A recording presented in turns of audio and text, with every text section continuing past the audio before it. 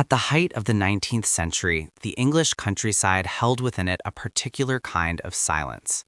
It was not the silence of emptiness, but of accumulation, of centuries of ordered life pressing gently into the landscape, shaping it according to the values of those who had long possessed it.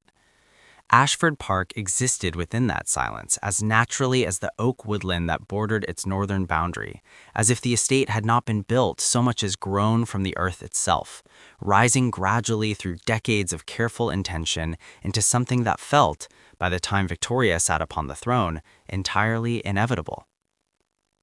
The approach to the estate along the main carriageway offered a studied experience of arrival. The road was lined with mature lime trees planted in the early 18th century, their canopies arching overhead to form a corridor of filtered light that changed with every season. In summer, the passage was green and enclosed, the air cooled by shade and carrying the faint scent of cut grass from the parkland beyond. In autumn, the same corridor became amber and gold, the fallen leaves softening the sound of wheels on gravel. This was not accidental. The landscape had been composed with the same deliberate attention given to the interior rooms, understood by those who commissioned it to be as much a part of the estate's presentation as the stone facade itself. Ashford Park's principal structure dated in its earliest sections to the late 17th century, though what remained visible by the mid-19th century was largely the result of successive renovations undertaken across the Georgian and early Victorian periods. The main facade presented a symmetrical arrangement of pale limestone, quarried from deposits in the surrounding county and worked by craftsmen whose trade had been sustained in part by the patronage of estates such as this one. The windows were tall and evenly spaced, their proportions reflecting the Palladian influence that had defined English country house architecture for much of the preceding century. In morning light, the stone held a warmth that softened the formal geometry of the building, giving it an almost domestic quality despite its considerable scale. The grounds extended across several hundred acres and had been shaped over generations by successive engagements with the prevailing fashions in landscape design. The formal gardens closest to the house retained elements of an earlier geometric arrangement, including a parterre of clipped box hedging that dated from the early 18th century, though it had been modified and reduced over time as tastes moved toward the more naturalistic compositions associated with the later landscape movement. Beyond the formal gardens, the parkland opened into a series of gently undulating lawns interrupted by stands of mature timber, a serpentine lake of modest proportions, and several decorative structures, including a stone temple and a walled kitchen garden that supplied the house throughout the year. To those who visited Ashford Park during this period, the estate communicated its meaning without effort.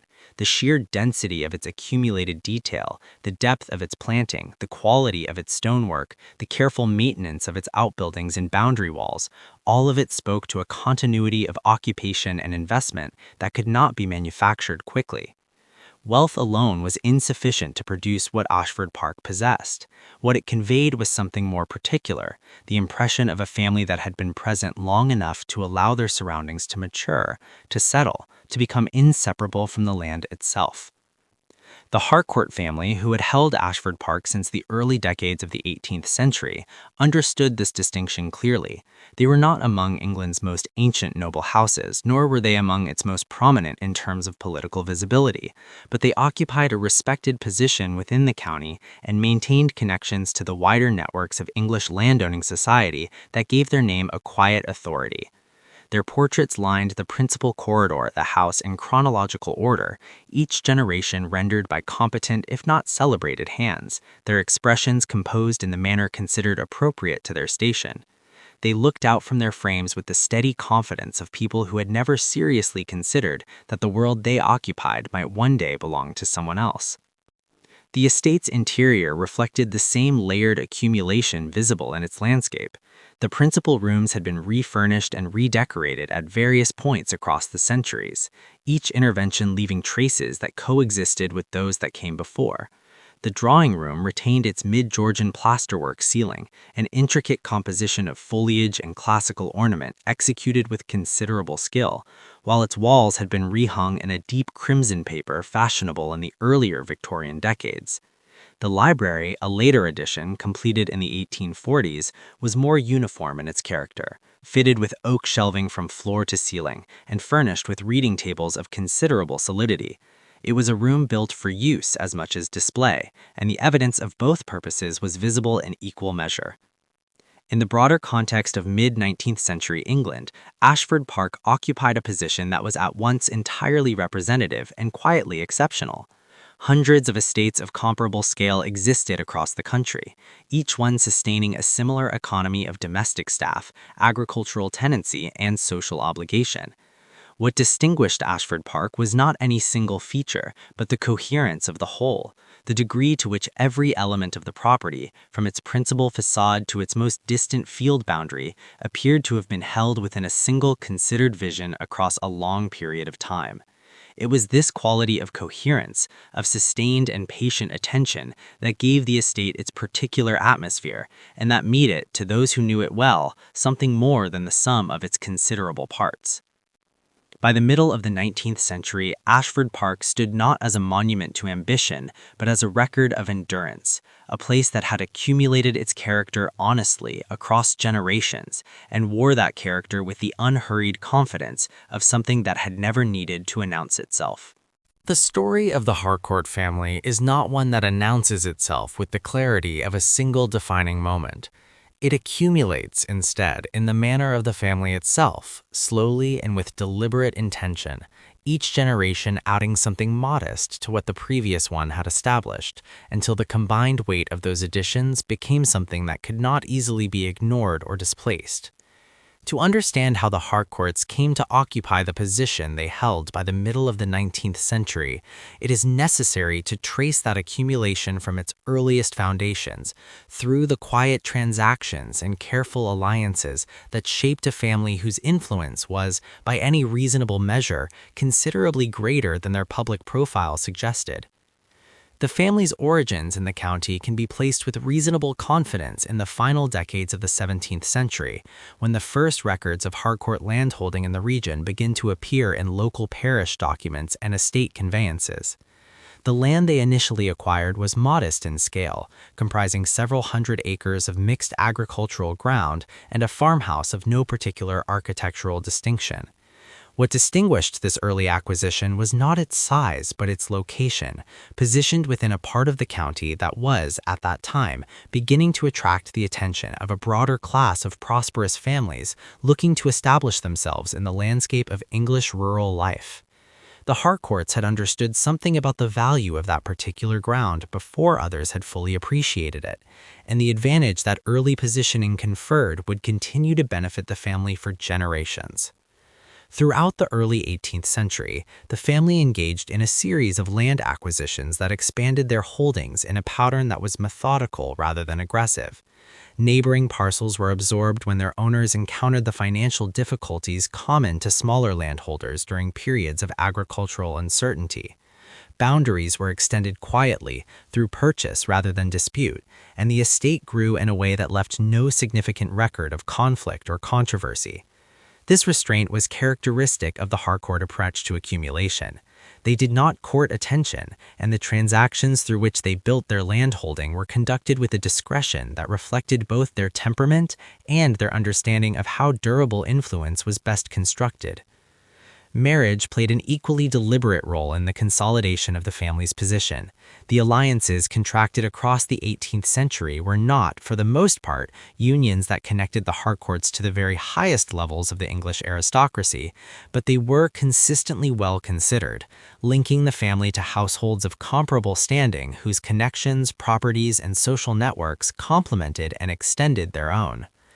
A marriage conducted in the 1730s brought with it a substantial dowry and, more significantly, a relationship with a family whose parliamentary connections would prove useful across the following decades.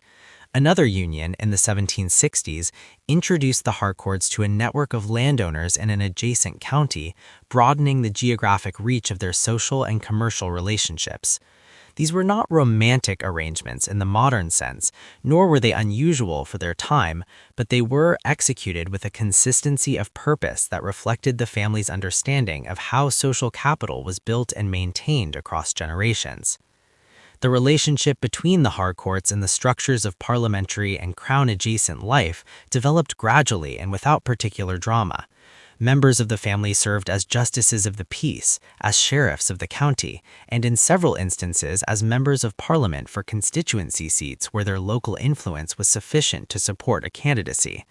These were not positions of national prominence, but they placed the Harcourt name within the administrative and social fabric of English public life in a way that gave it a legitimacy that purely private wealth could not have provided.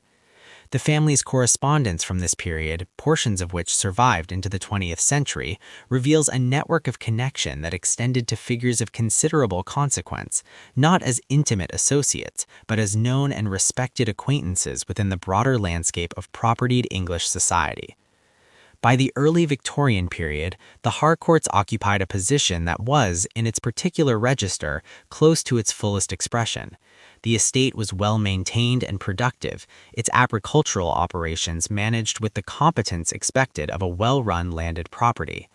The house had been expanded and improved to reflect the family's accumulated prosperity. Their social obligations were met with the regularity and generosity appropriate to their standing, and their name carried within the county a weight that 2 centuries of careful conduct had made almost self-sustaining. It was the kind of position that required, by that stage, relatively little active effort to maintain, sustained as it was by the momentum of established reputation and the practical reality of significant landholding. What is perhaps most instructive about the Harcourt family's rise is precisely what is absent from their story. There is no single act of great political courage or commercial brilliance to which their success can be attributed. There is no founding patriarch whose exceptional qualities set the family irreversibly on an upward course. There is, instead, a long and largely undramatic record of competent stewardship, of decisions made with adequate judgment across a sufficient span of time, compounding quietly in the manner of a well-tended investment. The family appeared in the records of England's public life not because they had sought the light of particular attention, but because the accumulation of their presence had made them, over time, simply too established to be absent from those records. The Harcourt name by the middle of the 19th century did not need to be explained to those who moved within the social and administrative circles of the English countryside. It was a name that had been present long enough and had conducted itself with sufficient consistency that it had become part of the landscape in much the same way that the estate itself had, familiar, established, and carrying within it the quiet authority of things that have endured. The physical fabric of Ashford Park was never static. From the earliest decades of the family's occupation, the house was understood not as a finished object, but as a structure in continuous conversation with the needs, tastes, and ambitions of those who inhabited it. Each generation approached the building with a different set of priorities, and the cumulative result of those successive interventions was a house that bore, in its walls and proportions and decorative detail, a legible record of more than a century and a half of considered habitation. To move through the principal rooms of Ashford Park by the middle of the 19th century was to move through time in a manner that was architectural rather than merely historical, the evidence of each era present not in documents or portraits alone, but in the very materials of the building itself. The earliest modifications to the original late 17th century structure were functional in character, reflecting the practical priorities of a family in the early stages of establishing itself on the land. Outbuildings were added to the rear of the property, a stable block of coursed rubble stone was constructed to the east of the main house, and the domestic offices were expanded to accommodate the growing staff that a prospering household required. These additions were not undertaken with any particular architectural ambition. They were the pragmatic responses of a family whose attention was directed more toward the consolidation of its landholding than toward the embellishment of its principal residence, and they left the main facade of the house largely unchanged through the first decades of the 18th century. It was during the Georgian period, and particularly in the latter half of the 18th century, that Ashford Park began to assume the more considered architectural character that would define it through the Victorian era. The principal facade was refaced in the pale limestone that would become the house's most distinctive visual feature, its surface dressed with a regularity and precision that reflected the Palladian principles then dominant in English country house design. New reception rooms were opened along the ground floor, their proportions generous and their detailing restrained, the plasterwork executed by craftsmen working within the established conventions of the period.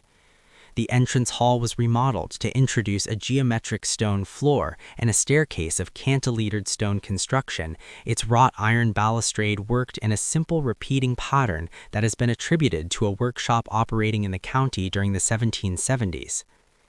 The landscaping of the grounds underwent a comparable transformation during this same period. The earlier formal garden arrangements that had surrounded the house in its first decades were progressively softened and in some areas removed entirely, replaced by the more naturalistic parkland compositions that had come to define the English landscape aesthetic. A serpentine lake was introduced to the western side of the estate, its banks shaped by hand over several seasons to achieve the gradual, unhurried curves considered essential to the picturesque ideal. Specimen trees were planted at considered intervals across the parkland, their positions calibrated to frame particular views of the house and to create the impression of a landscape that had arrived at its present form through natural processes rather than deliberate design.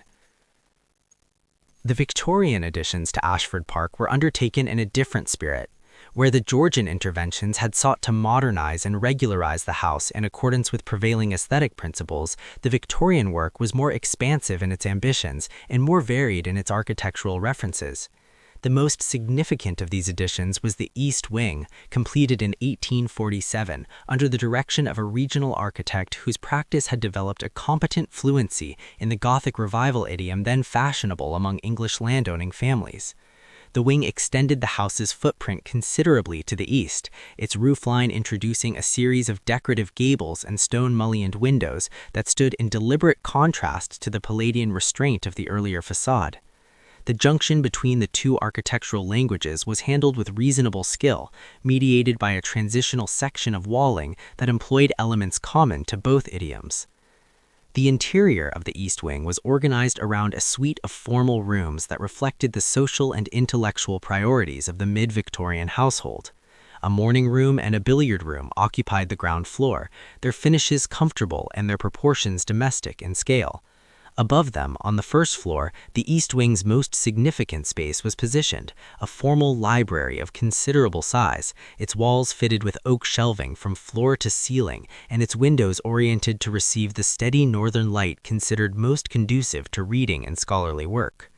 The room was heated by a substantial fireplace of carved stone, its overmantel incorporating the family's heraldic device in low relief, and furnished with reading tables and library chairs of a quality consistent with the family's standing. It was within this library that the documentary record of the Harcourt family was consolidated and housed. The collection of papers that accumulated on its shelves across the second half of the 19th century was substantial in both volume and historical range.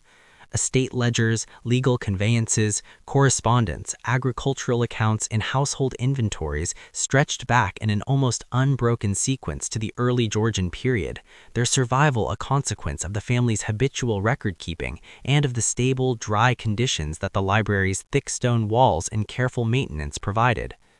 These were not papers that had been assembled with any particular archival purpose in mind. They were the working documents of a family managing a complex and long-established enterprise, retained as a matter of practical habit and stored in the orderly fashion that the library's design facilitated. The significance of that collection would not become apparent during the period of the family's occupation. The papers sat undisturbed through the later Victorian decades and into the early 20th century, their contents known in general terms to the family, but not subjected to any systematic examination. The library itself continued to function as a room of daily use, its atmosphere one of accumulated order rather than deliberate preservation. The shelves held their contents without ceremony, and the light that fell through the north-facing windows illuminated the spines of the ledgers with the same indifferent regularity with which it fell across the reading tables and the worn surface of the stone floor. The decades that followed the completion of the East Wing were, by outward appearances, ones of continued stability at Ashford Park. The house presented the same composed facade to its surrounding landscape, its grounds maintained with the regularity that the family's reputation required, its domestic routines sustained by a staff whose numbers had changed little from the mid-Victorian peak.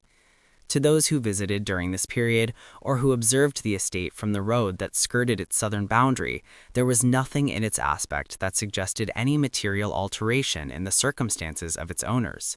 The limestone facade caught the morning light as it always had. The parkland trees, now fully mature, stood with an authority that only time could have produced. The impression of permanence that Ashford Park had always communicated remained, in its visible dimensions, entirely intact. What was less visible, and considerably less stable, was the financial structure that supported that impression. The later decades of the 19th century brought with them a set of economic pressures that fell with particular weight upon England's landowning families, and the Harcourts were not exempted from those pressures by virtue of their long establishment or the quality of their management. The agricultural depression that deepened across the 1870s and into the 1880s had its origins in a conjunction of circumstances that no individual estate could have anticipated or mitigated through prudent conduct alone. The expansion of arable cultivation in North America and the progressive reduction in transatlantic shipping costs combined to introduce quantities of imported grain into the British market at prices that domestic producers could not match. Rents across the English countryside fell in consequence, and the rental income upon which landed estates had long depended for their operating revenues contracted with a speed that left many family balance sheets in a condition that differed markedly from what their ledgers had shown a decade earlier.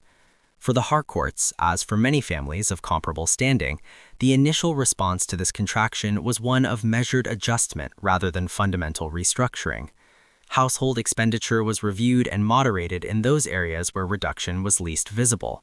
The scale of certain seasonal entertainments was quietly diminished. Decisions about maintenance and improvement to the estate's farm buildings and tenant cottages were deferred where the urgency was not immediate.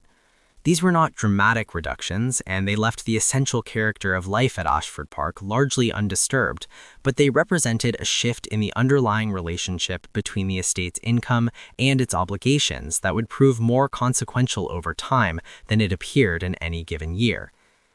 The extension of mortgage arrangements against the estate's principal assets was a mechanism well understood within the legal and financial culture of Victorian land ownership. Established banking houses and private lenders had long provided capital to landed families on the security of their property, and the transactions through which such arrangements were made were conducted through solicitors of discretion and experience, who understood both the practical requirements of their clients and the importance of managing such matters without attracting the attention of the wider social circle in which those clients moved. The Harcourts engaged in several such arrangements across the 1870s and 1880s, each one individually defensible as a prudent response to a temporary contraction in income, the intention in each case being to service the resulting obligations from the recovery in agricultural rents that informed opinion consistently anticipated, but that the economic conditions of the period consistently deferred. The renegotiation of tenancy agreements across the estate's agricultural holdings was a parallel process, conducted with similar discretion and governed by the same expectation of eventual recovery. Tenants whose ability to meet their existing rent obligations had been compromised by falling grain prices were offered revised terms, the reductions varying according to the particular circumstances of each holding and the family's assessment of the tenant's long-term value to the estate.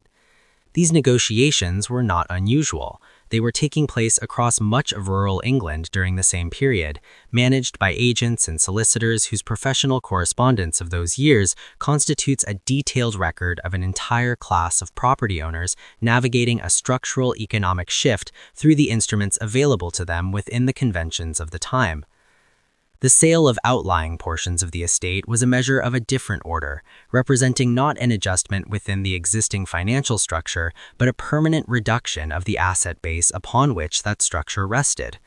The parcels disposed of during this period were selected with care, chosen from the estate's outer boundaries where their absence would be least apparent, and where their connection to the coherent management of the central landholding was most peripheral. A section of woodland to the north of the estate was conveyed to a neighboring family in the early 1880s. Several farms on the estate's eastern margin were sold during the same decade, their purchasers in each case being individuals of substance whose acquisition of the land attracted no particular comment within the county. The transactions were recorded in the appropriate legal instruments, and the proceeds applied to the reduction of the mortgage obligations that had accumulated against the more central portions of the estate. What the cumulative record of these transactions reveals, when examined in sequence rather than individually, is a pattern of financial management that was reactive rather than strategic, each measure responding to the immediate pressure of the moment without fully resolving the underlying imbalance between the estate's income and its obligations. The family's correspondence of this period, as it would later be read by those with access to the library's accumulated papers, shows a consistent awareness of the difficulties being managed, and a consistent confidence that those difficulties were temporary in character. The language used in those letters was measured and controlled, reflecting both the family's temperament and the social conventions that governed how such matters were discussed among people of their standing. By the close of the Victorian era, the Harcourt estate retained its essential form and its established reputation within the county. The house stood as it had always stood, the grounds maintained within acceptable standards, the family's name carrying the weight of its accumulated history without any public indication that the foundation supporting that weight had, across 3 decades of quiet transaction, been materially and irrevocably altered. The death of the last residing heir at Ashford Park occurred in the early years of the 20th century, at a moment when the broader social and economic order that had sustained estates of its kind was itself undergoing a transformation from which it would not fully recover. The heir died without direct succession in the male line, and the absence of a clear inheritor set in motion the legal and administrative processes that would, for the first time in the estate's long history, bring its private affairs into the hands of those outside the family. Solicitors were engaged, inventories commissioned, and the contents of the house assessed in the methodical manner required by the circumstances. It was in the course of this cataloging work, conducted with the careful detachment of professional obligation rather than personal interest, that the true condition of the estate's affairs began to emerge with a clarity that the family's own management of its records had never previously permitted. The archivists and legal representatives who worked through the library's accumulated papers in the months following the heir's death were engaged in a task that was, at its outset, expected to be largely administrative.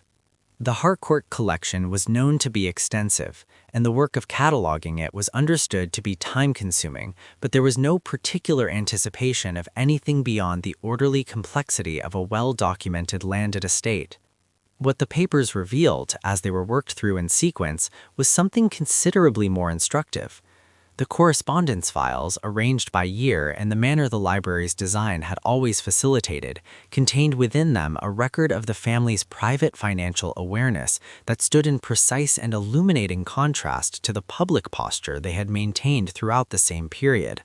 The letters that drew the most sustained attention were those exchanged between successive heads of the family and their principal solicitors across the final 3 decades of the 19th century and into the early 20th.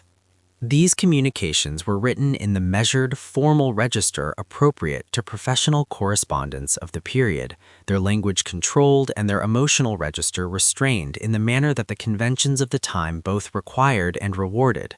Read individually, each letter addressed a specific matter of financial management in terms that were defensible and, in isolation, unremarkable.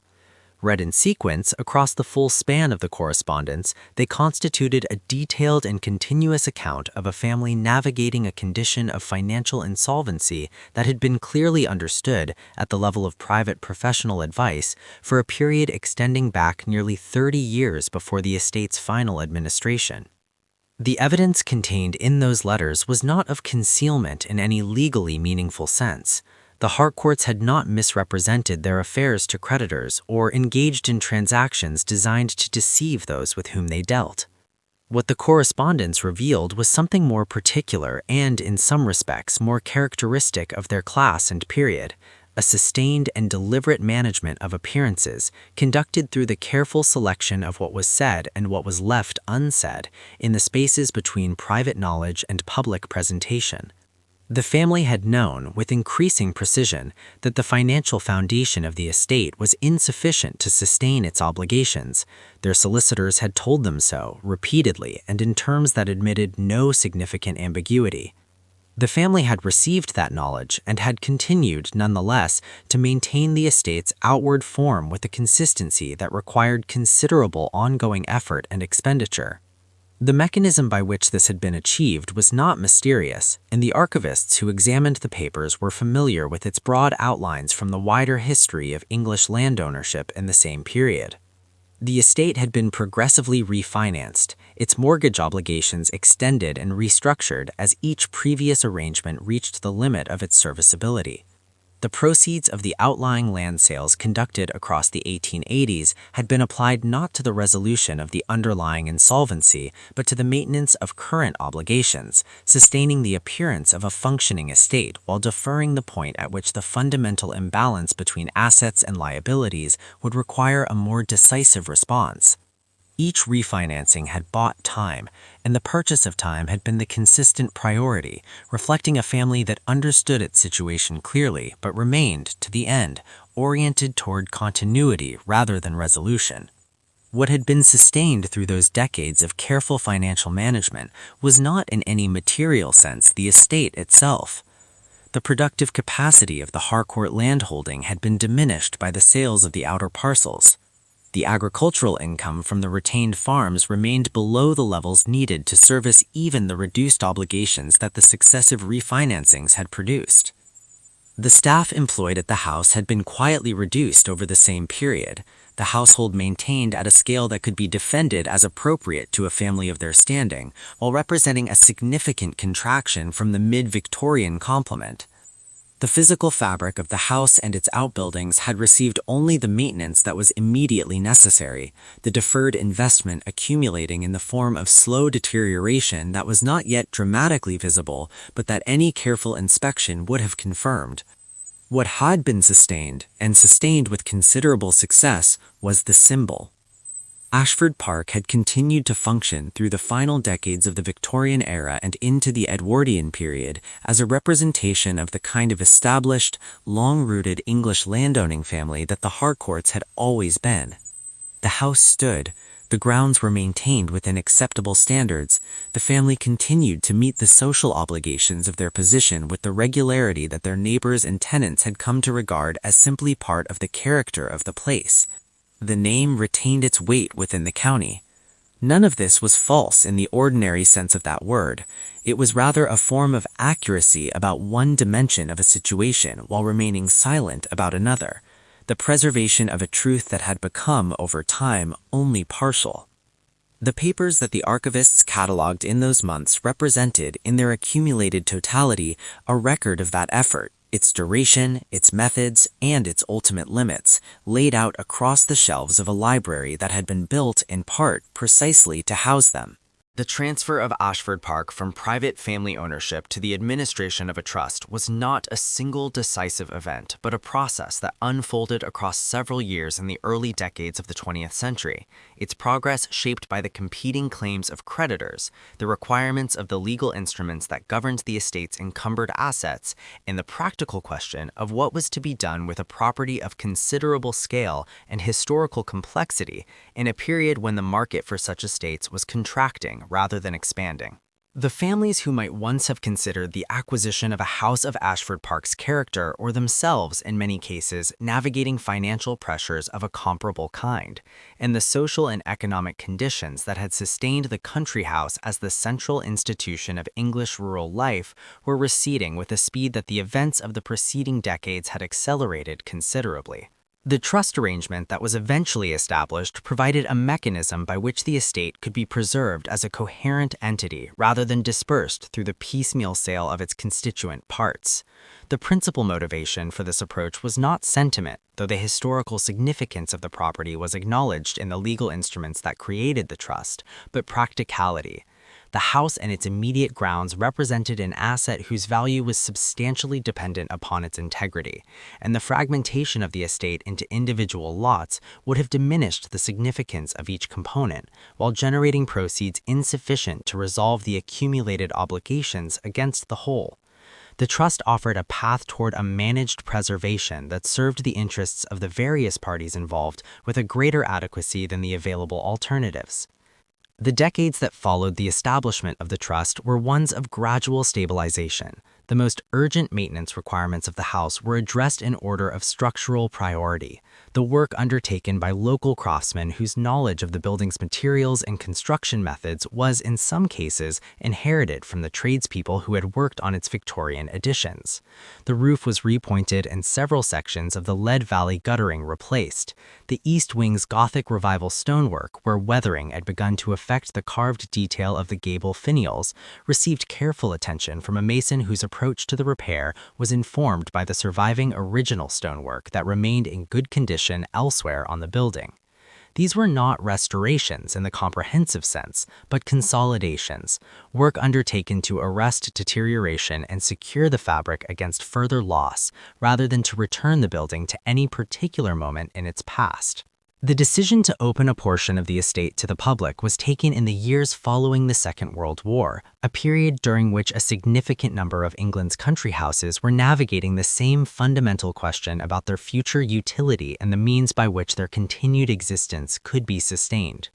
The public opening was partial and carefully managed, limited to the principal ground floor rooms of the main house, the formal gardens immediately adjacent to the building, and a defined circuit of the parkland that allowed visitors to experience the landscape setting without requiring access to the operational sections of the estate.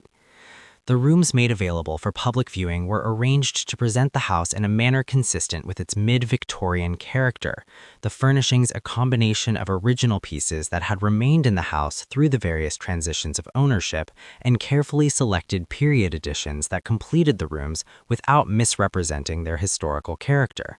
The response of those who visited Ashford Park and its new public capacity reflected the particular quality that the house had always possessed. It was not among the grandest of England's accessible country houses, nor did it compete with the great ducal seats whose scale and historical associations drew the largest visitor numbers. What it offered was something different, and to those who responded to it, something more intimate. The sense of a house that had been genuinely inhabited across a long period of time, its rooms bearing the accumulated evidence of use and habitation rather than the polished remoteness of a purely ceremonial interior. The library, whose papers had been transferred to a regional archive following the cataloging of the early 20th century, remained accessible as a room, its shelving intact and its north-facing light falling across the reading tables with the same steady quality that it had always provided. The physical fabric of the house, examined in the context of its full history, constitutes a document of considerable complexity and density. The junction between the late 17th century rubble stone of the original structure and the Georgian limestone refacing remains legible in the building's rear elevation, where the two materials meet in a manner that the public rooms do not reveal. The Victorian East Wing preserves in its carved detail the decorative ambitions of a family that was, at the moment of its construction, still projecting confidence about its future. The deferred maintenance of the later Victorian and Edwardian periods left traces in the fabric that subsequent conservation work has stabilized but not entirely erased, the evidence of those decades of careful financial management written into the stone and timber of the building with the same honesty that the correspondence in the archive had recorded in ink on paper. What Ashford Park preserves in its present condition is the full depth of its own history, including those portions of that history that were never intended for external examination. The public history of the Harcourt family, as it was constructed across 2 centuries of careful social conduct, was always more composed than the private record that supported it. The house itself, in the totality of its architectural evidence, tells a version of that story that is neither more nor less accurate than the correspondence that the archivists examined in the library's first years of external administration. It is simply a different kind of record, written in material rather than language, and subject to the same patient and attentive reading that any significant historical document rewards. The estate endures. Its limestone facade continues to receive the morning light with the same composed authority that it has always presented to its surrounding landscape, the surface carrying within its weathered grain the accumulated record of more than 3 centuries of English dynastic life, conducted with considerable skill, considerable discretion, and the particular dignity of those who understood above all else the importance of enduring.